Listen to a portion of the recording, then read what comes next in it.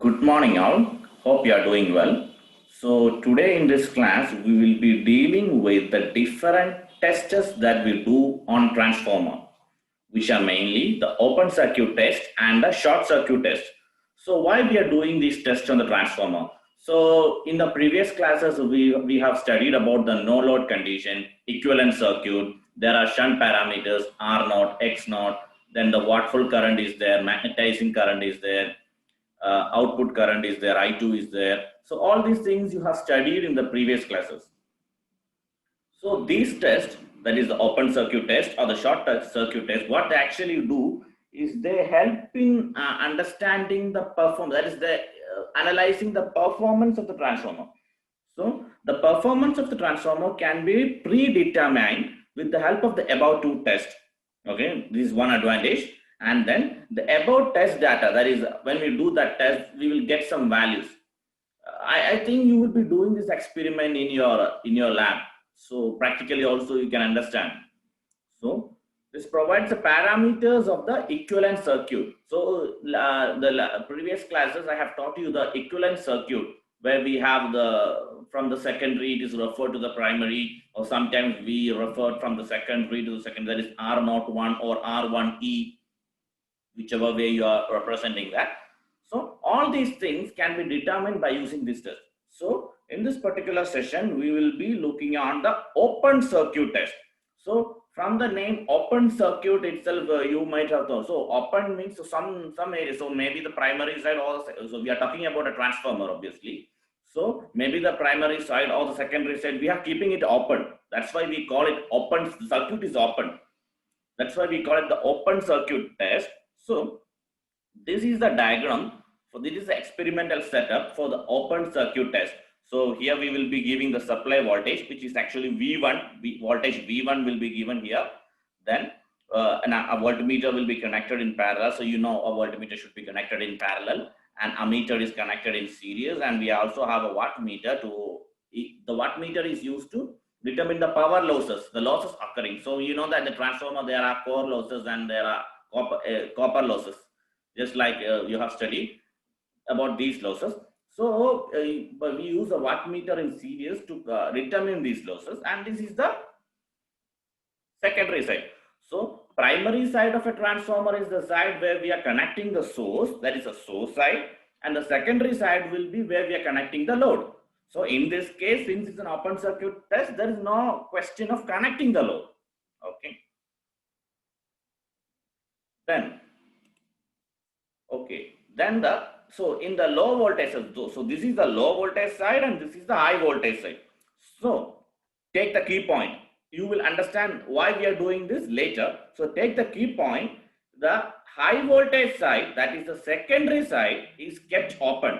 So in a transformer, when we are doing the open circuit test, the high voltage side, that is the secondary side, is kept open, and the low voltage side, that is the primary side, that is we use as a source side. Okay, so I have written it here. Low voltage side, that is the source connected. So in the low voltage side only we will connect the ammeter, voltmeter and wattmeter, and wattmeter is to find the losses. So the wattmeter that we use is actually a low power factor wattmeter. So we will come back to why we are using a low power factor. We'll come to that. And the HV side is kept open. Okay, and now what we will do? So this is the auto transformer. Of course, you will be studying the auto transformer in the coming session only. But auto transformer, as on an experimental point of view, I think you guys are familiar because you have already done previous experiments.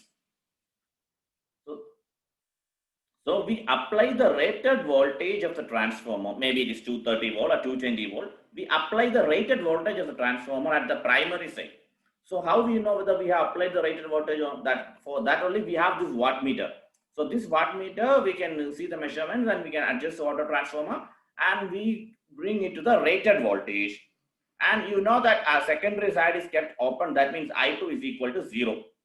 So what is the no load condition? When the transformer secondary is at no load, there is a current I0, that is the no load current which flows in the primary side, and that no load current is measured by using this ammeter. Okay. So So these two things are clear for you. So we apply the rated voltage, and that voltage is measured by using the voltmeter. And since the secondary is open, only a primary current, that is a no load current flows, and that is measured by using the ammeter. Okay. All these things you already know, just experiment we are doing. And you know that the losses, core losses and copper losses, and you know that the core loss, that is iron losses, they depend upon the voltage, and the copper loss, it depends upon the current. So in an open circuit test, which loss we have, that we will see. Okay, since we have applied the, we have applied the rated voltage, there will be flux, and that results in eddy current. You know the two types of losses, eddy current and hysteresis losses. And so understood that there is core loss. The core loss depends upon the voltage. Here we are applying the rated voltage. So you understood that there is a voltage, because when we apply the voltage, there will be flux involved, and there will be change in flux, and there will be eddy current and hysteresis losses. Okay, you understood. Now let's think about the copper losses. So here I square R loss is very small, because from the secondary side there is no loss involved, because secondary current, there is no copper loss involved, because secondary current is zero. Only the current due to the the no load current, only the losses due to the no load current we have. So I square R loss is very small, because it is only from the primary no load current. So the overall copper loss is neglected. The no load current is very small, and is only 2 to 5% of the full load primary current. So we neglect that. And so also you understood that there is a voltmeter, there is an ammeter. So what we get in that, everything you understood, and which loss we have and which loss we neglect. Okay, so with the data from the wattmeter, ammeter and voltmeter, we can easily calculate the no load parameters like R0, X0 and Z0. How? Let's see how we are calculating, because these are the shunt parameters, right? Remember the phasor diagram, equivalent circuit, everything. So I told you from the first class, without understanding the phasor diagram and all these things, you cannot move forward. You cannot study transformer, auto transformer, and even induction motor. So this module and next module, everything depends upon that phasor. That's why I took that much time and taught you. Okay, it's there as a recorded video, good for you. Watch it later also. So we have the wattmeter reading. So you understood that the wattmeter, it will show losses. So since there is no copper loss, we consider only the constant loss. So this is V1 I0. V1 is the supply voltage in the primary. I0 is a no load current, and cos phi naught is a no load power factor. Everything is written. And also we have the working on, remember the phasor, go back to the phasor. The working component IW is equal to I0 cos phi naught. So I0 cos phi naught from this equation will be W0 by V1. Will be W0 by V1. So cos phi naught is W0 by V1 I0. So no load power factor we get from this equation. This will give the, this we get from the wattmeter. This is already known, and I0 is taken from the ammeter. And this is taken from the voltmeter. Yeah. And so again, the phasor is coming into the picture. The magnetizing current Im is equal to I0 sin phi naught. IW is I0 cos phi naught. This is the wattful component, active component. And this is the reactive component, so the magnetizing component. So since we have the no load current I0, and IW we get from this equation, we can calculate the magnetizing component Im is equal to root of I0 square minus IW square, again from the phasor. And also we have the shunt parameter side, the primary shunt no load side like this. We have that I0 is equal to IW plus Im, and this is the voltage V1. So R0 we can calculate like V1 by IW, because IW we already calculated from the equation from this equation, V0 W0 by V1. These two are not from the wattmeter. This reading we will get from the voltmeter. This reading we will get. So IW we calculate. So Im will be root of I0 square minus IW square. So I0 square who will give you? I0 square is given from the ammeter. So again I will repeat. We need to find the shunt parameter R0, which is V1 by IW. V1 is given by the parallel voltmeter. And IW, how we will calculate? IW, how we will calculate? IW we will get from the equation W0 by V1. or yeah, W naught by V1. So what is W naught? W naught is given by the wattmeter, and V1 is given by the voltmeter. Okay.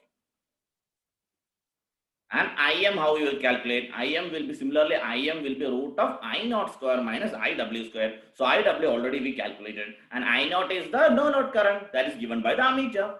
Yeah. So this is what I have shown here for your better understanding. So the key point from the experiment we have run, that is the open circuit test. HV side is kept open and LV side is used as the source side. That is the primary will be LV and secondary will be HV. Okay. So the key point is using the open circuit test we can find the core losses. Okay, agreed. Then the shunt parameters R naught and X naught. Yes, agreed. Just now I explained this one. Okay, no load current I naught. Yes, you agree. Given by the ammeter. Then IW and IM. Sometimes this magnetizing component is mentioned as IM or sometimes as I mu also. So that also you can find out. Yes, you agree with me for that also. Yes. Okay. Then you might be asking, sir, why we are doing this open circuit test? Like why we are keeping the HV side open circuit? Why can't we keep the LV side? Yes, that's a good question. Why? Yes, I have an answer for you. If open circuit test is done on the HV side, then so you are doing the open circuit test on the HV side, right? So yeah, HV side is kept open. So now we are talking about keeping the LV side open. So HV side will be the source side. So you need an ammeter, voltmeter and all. So consider if you are using a 220 volt, 3300 volt. So 3300 volt is the HV side. So do you have a wattmeter or voltmeter for the such rating to be kept in the primary side? No, you don't have. So the source of the HV may not be available. Yeah, that is. Such source also is not available, and even if that source is available to measure such meters, we don't have that much rating meters also. That is one problem, and it is also unsafe to work with the HV side. Very high current will come. So these are the two cases. So only do on LV side, but we can do, of course we can do, but we have many practical difficulties. Okay, that's it. I hope you might have understood this topic. And if you have any doubt, you can ask me in the live session itself. I will be clearing that. Okay. And the next class, we will be going with the short circuit test. Okay. Okay. One thing I told you, why are we using a low power factor LPF wattmeter in open circuit test? So everything I have explained, LV, HV, why we open circuit only HV set. So everything I explained. So this is your homework for you.